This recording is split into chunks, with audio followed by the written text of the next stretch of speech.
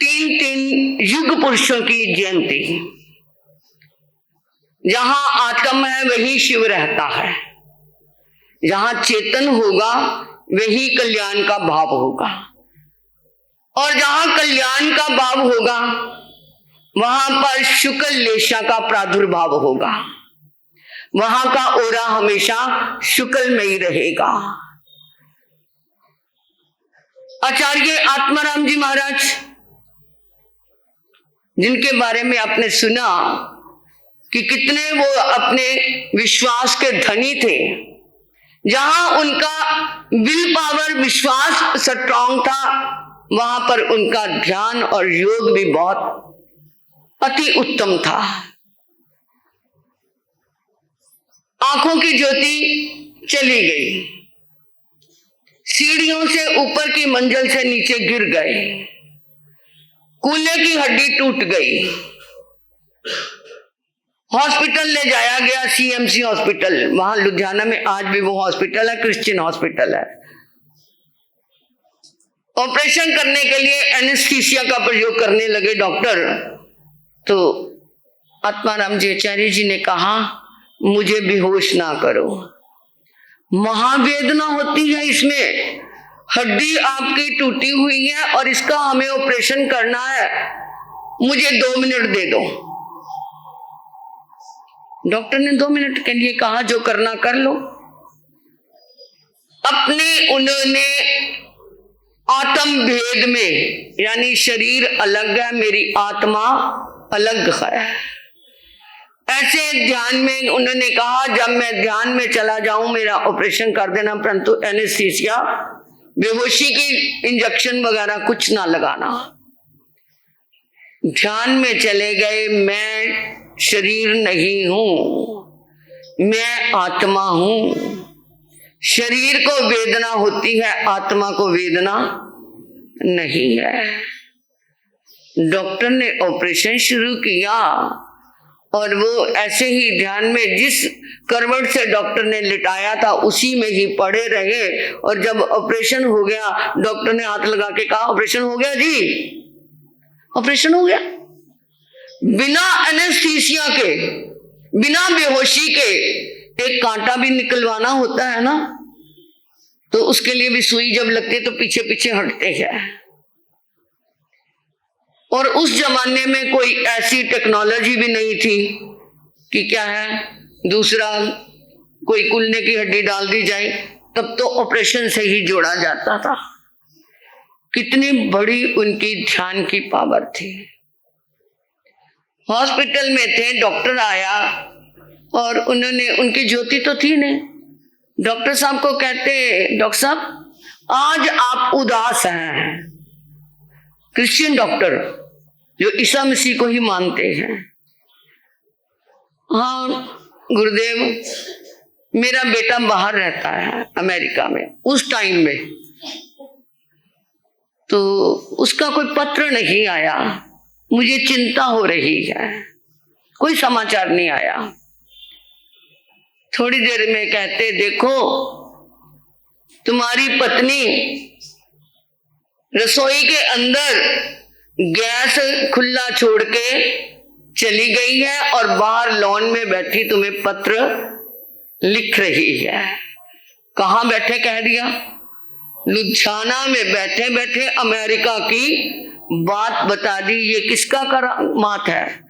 ये उनके ध्यान के उपयोग का चमत्कार है। उसी समय डॉक्टर ने इंफॉर्मेशन वहां से किसी भी तरीके से ली तो पता चला कि हाँ वाकई ही मेरी पत्नी उस समय वहां पर बैठी पत्र लिख रही है और गैस रसोई में खुला छोड़ के चली गई है। उसी समय आपस में उन्होंने कैसे कॉरेस्पॉन्डेंस किया मुझे नहीं पता, परंतु वो उन्होंने उनको क्या कि गैस बंद करवाया, नहीं तो क्या हो जाता, ब्लास्ट हो जाता।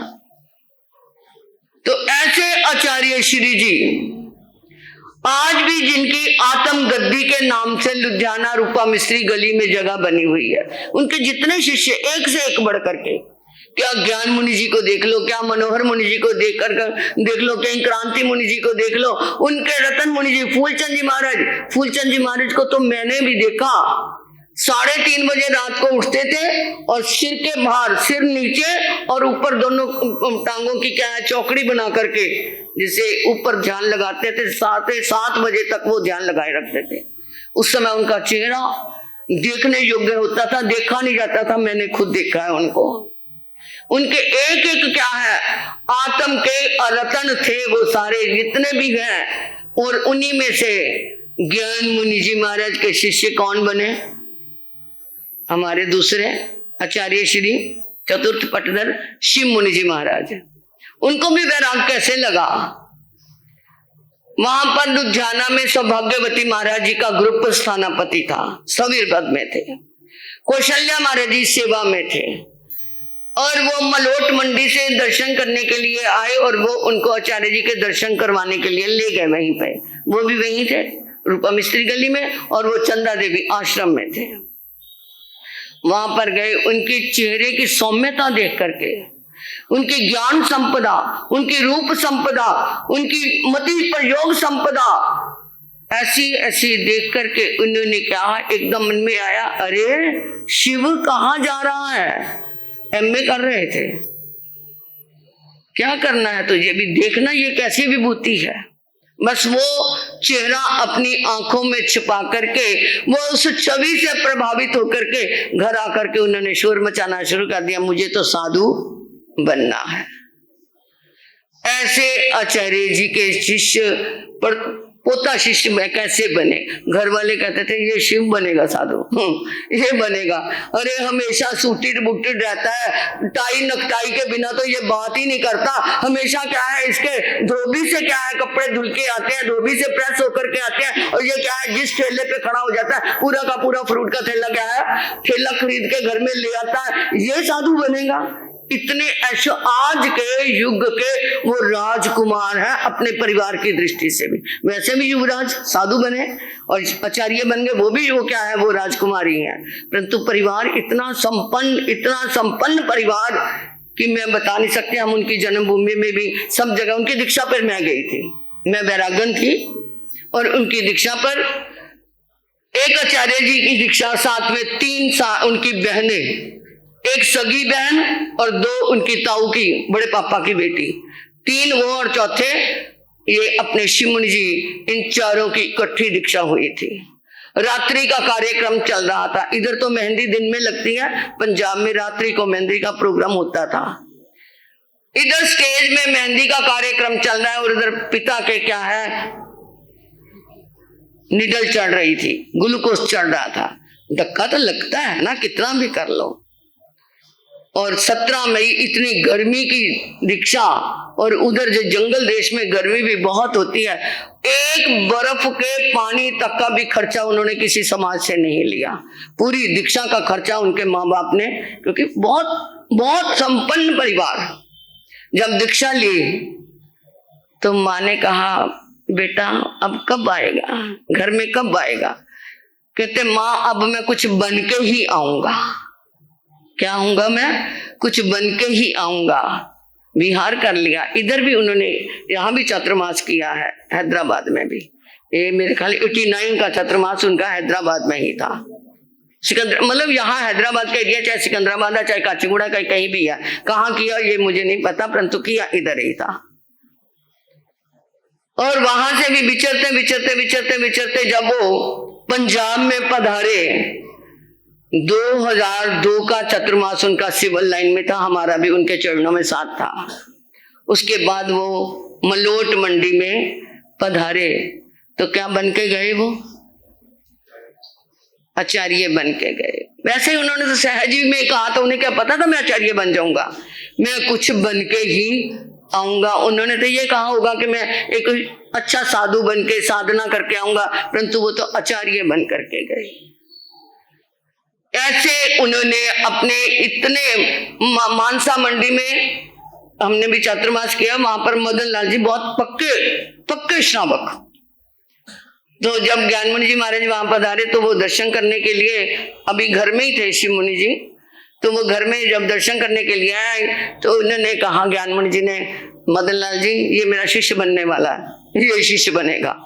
ये इसकी शक्ल तो देखो कैसे रह रहा है, ये इसके अंदर तो इतनी फैशन की बू आ रही है, इतनी इसके अंदर क्या है, बाहर के सुख संपन्न के इसके अंदर नजारे नजर आ रहे हैं, ये साधु बनेगा। और वह जब वो 2003 में वहां पर वो बन के आचार्य गए तो मदन लाल जी क्या है, चरणों की धूली उठा उठा कर माथे पे लगा रहे थे। कहते मैंने आपकी उस समय क्या करी, उस समय मैंने आपकी शातना अभिनय की, मुझे क्या पता था इस आत्मा के अंदर कितनी रोशनी भरी हुई है, ये आत्मा कितनी ज्ञानमयी है।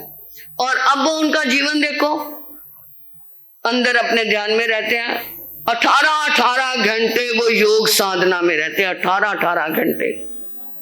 है किसी के अंदर हिम्मत 18 घंटे योग साधना में रहना?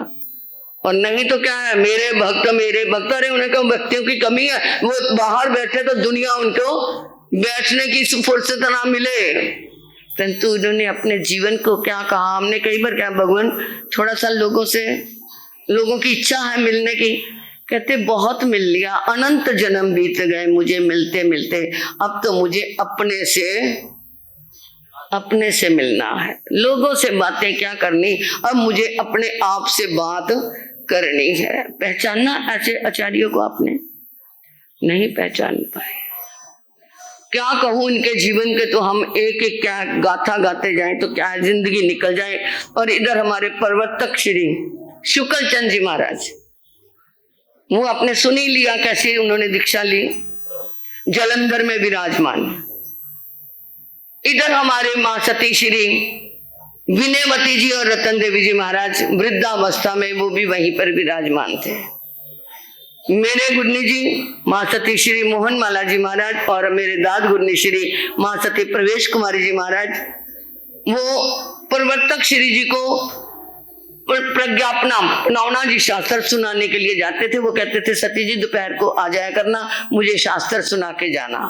देखो कितनी हमारे ग्रुप की कितनी महानता है कि इतने बड़े प्रवर्तक होकर के भी वो क्या है, हमारी गुरनी जी को कहते थे शास्त्र सुना के जाना। उस समय मैं अभी गुरनी जी के चरणों में भी नहीं आई थी, कितनी पुरानी बात है, 52, 53, 54 साल पहले की बात है। और गुरनी जी जब जाते गुड़ मंडी से, मतलब जो जैन मार्केट से गुड़ मंडी का बीच में फासला है, और बरसात वगैरह हो जाती तो रास्ते में कीचड़ भी हो जाता था, और वो अपने छोटे संत को कहते थे पानी रख, सतियां आएंगी और उनके कीचड़ होगा, शास्त्र पढ़ना है तो वो पहले पैर धोएंगी, यानी कि नहीं तो संत प्रभाव ही नहीं करते सतियों की, और वो उनके लिए पानी रखवाते थे कि उनके पैर धोने के लिए तुम पानी रखो छोटे संत को। कितनी बड़ी महानता थी। उन्होंने हमारे एक महाराज जी को, रानी महाराज जी हम बोलते हैं, उनका नाम पवित्र ज्योति है, इस टाइम भी दिल्ली में विराजमान है। उनकी दीक्षा देनी थी, बीमार थे, तो गुरु जी ने कहा आपसे ही हमने पाठ पढ़वाना है। अस्वस्थ थे, मतलब ऐसी स्थिति थी कभी भी कुछ हो सकता है। 9 फरवरी की उनकी 29 फरवरी की दीक्षा रख दी, और वहां पर अपना जैन स्कूल है, मां सती पार्वती जैन हाई स्कूल, अब तो वो डिग्री कॉलेज भी बन गया है, वहां पे प्रोग्राम रखा था। बस यही प्रार्थना करते कि इनका दीक्षा पाठ पढ़ाने के लिए इनकी उम्र बनी रहे। वो कहते सती जी मैं अब पाठ तो इसको जरूर पढ़ाऊंगा। वहां पर उनको लेकर के गए और वहां उन्होंने पाठ पढ़ा दिया, पाठ पढ़ाया और वापस भी ले आए। बड़ी दीक्षा का पाठ स्थान के अंदर ही लेटे लेटे उन्होंने दिया, और देखो कितनी बड़ी उनके अंदर उपयोग था कि मैं इसको दीक्षा जरूर दूंगा।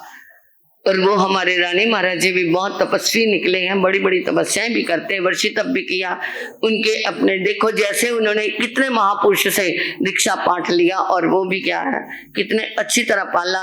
और जहां पर आचार्य आत्माराम महाराज जी के आपको बताया ना, वो पादरी ने उनके सामने अपनी बेटियों को खड़ी किया, वहां की उनकी जन्मभूमि है। रोपड़ से हमारे 2 महाराज जी बने हुए हैं। तो ऐसे महान आत्माओं के चरणों में हम क्या कह सकते हैं, क्या दे सकते हैं। तो मैं ये आपसे एक कहती हूँ कि किसी का जन्मदिन आता है तो उसको गिफ्ट देते हैं ना, है ना। तो हमारे आचार्य जी 2 आचार्य, एक प्रवर्तक, जिनका जीवन इतना समुज्वल, कितना महान, उनको आप क्या गिफ्ट देंगे, क्या दोगे भैया? नहीं देना कोई भी। मैं आपसे लेती हूं, 2 मिनट में बात खत्म कर देती हूं। राजा ने अनाउंस किया कि नगरी के अंदर से मुझे 5 व्यक्तियों को मारना है, फांसी देनी है। अब पूरी नगरी में हलचल मच गई, पता नहीं कौन से 5 आ जाएंगे जिनको फांसी दी जाएगी। थोड़े से इकट्ठे हुए और कहे गए राजा के पास, महाराज सारी नगरी में हाहाकार मचा हुआ है, आप इतना तो बता दो कि कौन से एरिया में से 5 व्यक्ति लेने हैं। उन्होंने कहा मैं नॉर्थ की तरफ से लूंगा, जो उत्तरी भाग है उधर से। नॉर्थ वाले चिंतित हो गया, इतना बड़ा उत्तरी भाग है, कहां से लेने हैं। फिर गए, महाराज इतना तो बता दो कि कौन से मोहल्ले में से लेने हैं। मोहल्ले का नाम भी बता दिया, बाकी सारे क्या हो गए, सबको आवेदन मिल गया। अब उन्होंने कहा कि देखो कि ये बता दो कि कौन मोहल्ले में से कितनी गलियां हैं, किस गली में से 5 लेने हैं। उन्होंने कह दिया अमुक अमुक गली में से मुझे 5 लेने हैं। अब वो गली वाले चिंतित हो गए, बाकी सारे क्या हो गए, निश्चिंत हो गए। अब वो गली में से भी क्या है, उन्होंने जाके कहा महाराज गली में क्या है, ब्राह्मण भी रहते हैं, वैश्य भी रहते हैं, क्षत्रिय भी रहते हैं, शूद्र भी रहते हैं, सब तरह के लोग रहते हैं, किस जाति में से लेने हैं, मुझे इस जाति में से लेने हैं। उस जाति में भी बहुत घर है, मुझे हमें इतना बता दो किस इस घर में से लेने हैं। उन्होंने वो घरों के नाम ले दिए, बाकी सारे क्या हो गए, निश्चिंत हो गए। इसी तरह ही 24 लाख वनस्पति काया है, 14 लाख प्रत्येक वनस्पति काया, 10 लाख साधारण वनस्पति काया। 24 लाख आप खाते हो, खाते हो। जिमीकंद में से कितने, 15 भी नहीं गिने में आएंगे। 10 लाख में से कितने गिनने में आएंगे, 15 20, इससे ज्यादा खाते हो, गिन लो नहीं आएंगे। और 14 लाख में से कितना खा लोगे, तो आप उनके जीवन के जन्म दिवस पे आप 100 सब्जी और 15 जिमीकंद रख के बाकी सबका त्याग कर दो, ठीक है। ये आपका गिफ्ट होगा। जोड़ो हाथ, 100 सब्जी बढ़ के इससे ज्यादा नहीं खा सकते आप, सब हाथ जोड़ो, ठीक है भाई।